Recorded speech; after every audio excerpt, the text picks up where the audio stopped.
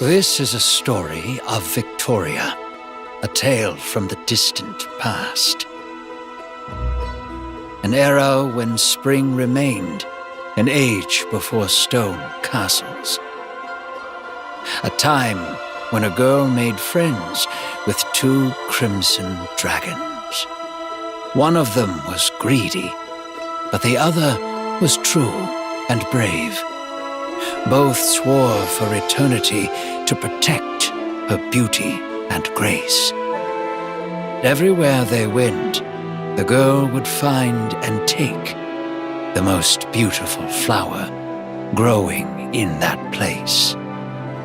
Then one day came when the greedy one exclaimed, "Grant me a gift, should you call yourself my friend."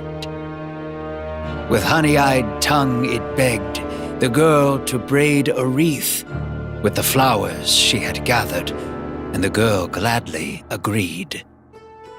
With deft hands she wove a beauteous floral garland and placed it around the head of the greedy red dragon. Yet the dragon of courage said, "No boon for me, no gift do I need.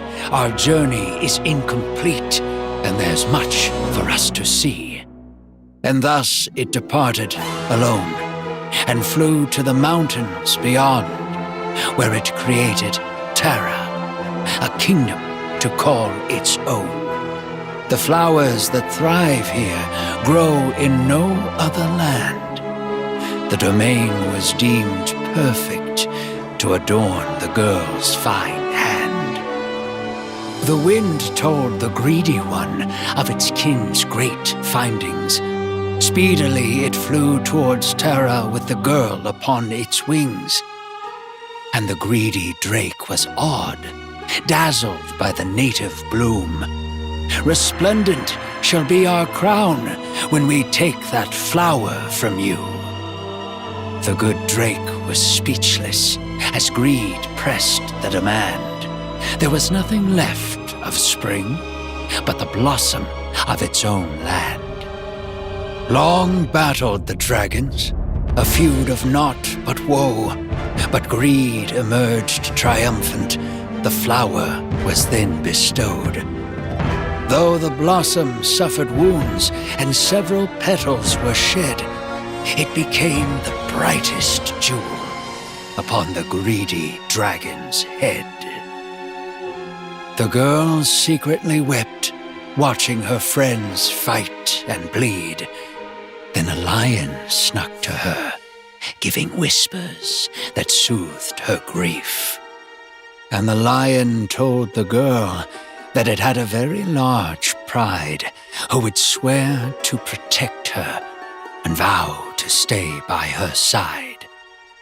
So the girl forgot her sorrows and played with newfound friends, and no longer yearned for the drake who dwelt in distant lands. But the Draken War barely ended when the lion pushed its claim. It seized the girl and roared, "Put the crown upon my mane!" The good drake had not healed, but valiantly it challenged the threat. Not for the crown it fought and killed, but the oaths it swore to kept. But the pride was ready for war and spilled the dragon's blood. It drenched the fertile earth and turned it to barren mud. The people grew cold and starved now that winter has arrived. They remained cowed and silent, though a question lingered in mind. Is it gone, our crimson dragon who lives beyond the peaks? Is it gone, O virtue's guardian, the one with no greed?